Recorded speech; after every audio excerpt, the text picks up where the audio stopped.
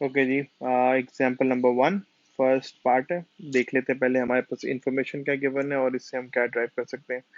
हमें income statement दी हुई है 30 सितंबर 2001 की। उसने ये बोला है कि ऑपरेटिंग एक्सपेंसेस की डिटेल्स हमारे पास यहाँ गिवन है। ये हमारे पास ऑपरेटिंग एक्सपेंसेस हैं 156 के, और ये उसकी डिटेल है कि वो कौन कौन से एक्सपेंसेस हैं। और बैलेंस शीट में से कुछ इंफॉर्मेशन हमारे पास अवेलेबल है। Inventories current asset, trade receivable current asset, trade payables current liabilities. इसके अलावा हमारे पास कोई इंफॉर्मेशन अवेलेबल नहीं है और हम ये एज्यूम करेंगे कि इस वक्त तक हमारे पास ये इंफॉर्मेशन है। कंपनी का जो प्रॉफिट है वो ईयर एंड पे आ रहा था 36 का। I want to find out कि कंपनी ने अपने इन ऑपरेशंस में से कैश कितना जनरेट किया है।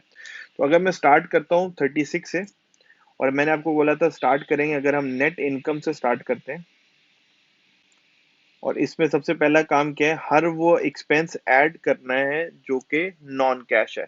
तो सबसे पहले मैं आ जाता हूँ एक्सपेंसेस के अंदर। तो अगर आप देखें सबसे पहले वेजेस का एक्सपेंस है।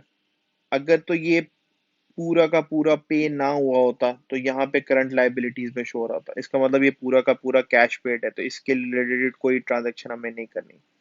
ऑडिटर्स रिन्यूमरेशन भी पूरी की पूरी पेड है, करंट लाइबिलिटी में कोई पोर्शन नहीं आ रहा। इसका मतलब ऑल इज कैश पेड, इसकी कोई एडजस्टमेंट करने की जरूरत नहीं है। डेप्रिसिएशन इटसेल्फ ही नॉन कैश चार्जेस है, ये तो होते ही नॉन कैश है। तो सबसे पहला काम क्या हम ऐड करेंगे, हम इसमें डिप्रिसिएशन एक्सपेंस ऐड कर देंगे, दैट इज ऑफ 42। ओके, इसकी एडजस्टमेंट हमने कर दी। कॉस्ट ऑफ मटेरियल यूज्ड 111, ये मैंने इतने का मटेरियल इस्तेमाल किया पूरे इसके अंदर।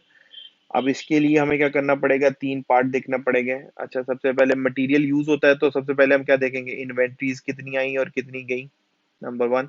फिर उसमें से फर्दर चेक करेंगे कि हमारे पास उसमें से उधार माल कितना खरीदा था और कितना हमने कंज्यूम किया। थर्ड चीज आ रही gain, gain on sale of non current assets. हमने कहा था नॉन करंट एसेट्स की अगर बात होगी तो वो कहाँ पे डील होगी, कैश फ्लो फ्रॉम इन्वेस्टिंग में डील होगी। तो इसलिए अगर कोई गेन हुआ है तो उसको हम क्या कर देंगे, यहाँ पे माइनस कर देंगे। गेन ऑन एसेट जो है यहाँ पे माइनस हो जाएगा। कितनी अमाउंट से माइनस हो जाएगा, 30 की अमाउंट। अगर यहाँ पे लॉस होता तो हम उसको क्या करते, ऐड कर लेते। अच्छा, फिर आ रहा है रेंटल इनकम। अगर इनकम है तो ये मेरे, अगर पार्शियली रिसीव की होती तो यहाँ पे मेरे पास करंट एसेट्स में शो हो रही होती। कोई इन्फॉर्मेशन नहीं है, इसका मतलब जितनी इनकम थी सारी की सारी मुझे कैश में रिसीव हो गई। अब एक चीज एडजस्ट नहीं हुई, दैट इज 111। उसके लिए अब क्या करूंगा, आई मूव फॉरवर्ड और मैं यहाँ पे जाके अब करता हूँ। सबसे पहले चेक करता हूँ इन्वेंट्रीज कितने से इंक्रीज हुई। तो मैं एंड पे गया, मैंने कहा 2000, दिस इज लास्ट ईयर और दिस इज करंट ईयर। पिछले साल के एंड में आई हैड $12,000 इन इन्वेंट्री। इस साल के एंड पे आई हैव $21,000 इन इन्वेंट्री। इसका मतलब मेरी इन्वेंट्री कितने से इंक्रीज हुई है, 9,000 से। Inventory is your current assets, और करंट एसेट्स इंक्रीज होते हैं तो दे आर नेगेटिव। सबसे पहला काम तो हो गया, 9 जो है यहाँ पे मैंने क्या कर दिया, माइनस कर दिया। माइनस किया है तो यहाँ पे प्लस नहीं लिखूंगा, यहाँ पे क्या लिखूंगा, इधर माइनस लिखूंगा। दूसरी बात, मैंने कहा इन्वेंट्री तो इंक्रीज हुई है, चेक कर लो पेबल्स भी इंक्रीज हुए कि नहीं हुए। क्योंकि पेएबल्स होते हैं सप्लायर्स, और सप्लायर क्या प्रोवाइड करते हैं आपको, इन्वेंट्री। तो मैंने कहा जरा देख लो पेएबल्स में क्या इंक्रीज आया डिक्रीज आया। तो पिछले साल के एंड में मैंने 9,000 पे करना था और अब मैंने उनके 15,000 पे करने। इसका मतलब 6,000 से मेरा उधार भी बढ़ गया है। तो अगर सिंपल सा मैं बात करूं, मेरी इन्वेंट्री बढ़ी 9,000 से, और जिसमें से 6,000 उधार बढ़ गया है। तो मैंने नेट इन्वेंट्री कितने की, कैश पे कितने की खरीदी होगी, 3,000 की। ठीक हो गया। तो सेकंड चीज क्या है, पेएबल्स। पेएबल्स मेरे कितने से इंक्रीज हुए हैं, 6 से। पेएबल्स आपकी करंट लाइबिलिटीज हैं, और करंट लाइबिलिटीज जब इंक्रीज होती है तो हम उसको क्या करते हैं, पॉजिटिव करते हैं। तो जस्ट इसको लिखना तो अलग अलग ही होता है, लेकिन अगर आप नेट इफेक्ट देखें तो क्या आ रहा है, 3 का आ रहा है। कि 9,000 का इन्वेंट्री खरीदी है जिसमें से 6,000 उधार था, तो आपका नेट पेमेंट कितने की गई है, सिर्फ 3,000 की। ओके। ओके, ये तो हो गया, हमारे सारे के सारे कन्वर्ट हो गए एक्सपेंसेस टू कैश। इससे ऊपर आ जाते तो हमारे पास रेवेन्यू आ जाता है। रेवेन्यू में क्या देखते हैं हम लोग, उधार कितना हुआ है। 222,000 की सेल है, मैं सिर्फ ये देखना चाह रहा हूँ इस सेल में से क्रेडिट पे कितनी गई है। उसके लिए कहा गया, मैं यहाँ पे आ गया। पिछले साल के एंड में मैंने लोगों से 21,000 रुपए जो है वो अ, लेने थे मार्केट में से। अब मैंने 24,000 रुपए लेने हैं मार्केट में से। इसका मतलब 3,000 से मेरा इस साल के अंदर उधार बढ़ गया, क्रेडिट हो गया। तो इसका मतलब 222,000 की सेल में से 3,000 जो है वो मेरे पास क्या थी, क्रेडिट सेल थी। तो जितनी सी क्रेडिट सेल थी, मैंने कहा वो इनकम जो कैश में नहीं हुई आई हुई, उनको क्या कर देंगे, माइनस कर देंगे।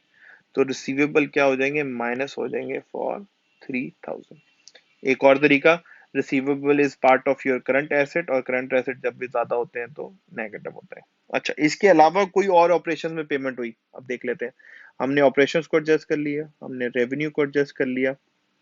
अब आ जाती है फाइनेंस कॉस्ट, और आ जाता है टैक्स एक्सपेंस। अच्छा, अगर फाइनेंस कॉस्ट को हम बोलते हैं इंटरेस्ट एक्सपेंस, तो ये कैसे पता चलेगा इंटरेस्ट एक्सपेंस पेड है या नहीं है?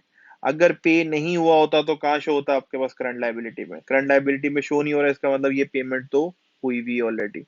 और अगर आपका इनकम टैक्स जो है वो भी शो, अगर यहाँ पे शो नहीं हो रहा, तो इसका मतलब वो भी सारा का सारा पेड है।